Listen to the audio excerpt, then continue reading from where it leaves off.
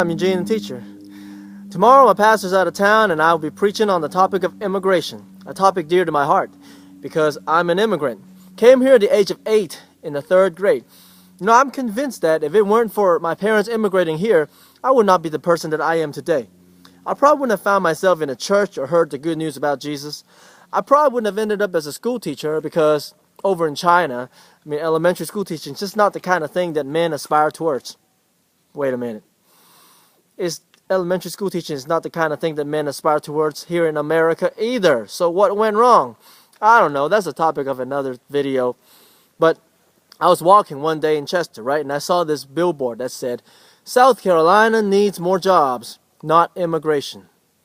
And I was like, wow, that is low. It's like implying that the reason for our downturn in economy and South Carolina's unemployment is because of immigrants.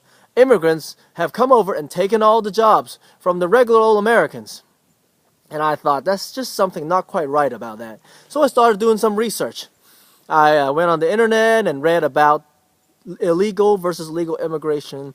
I read about what the Bible has to say about immigration. But mostly, since the bulk of U.S. immigration comes from Central and South America, I spent a lot of time talking to Mexicans. Now, I've never had Mexican friends, but I do have one friend who is married to a Mexican man. And she was able to put me in touch with some Mexicans, and being fluent in Spanish and English, she interpreted for me.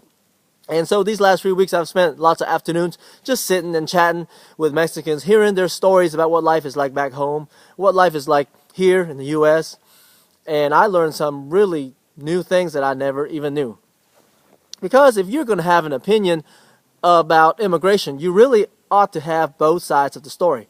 But for most of us regular Americans who are not fluent in Spanish, we really don't have access to the other side of the story.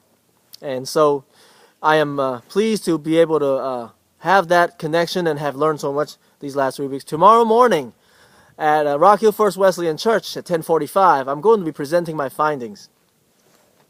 Now, I learned a lot of new stuff that you might be surprised to hear. I'm Eugene the Teacher with today's inspirational message.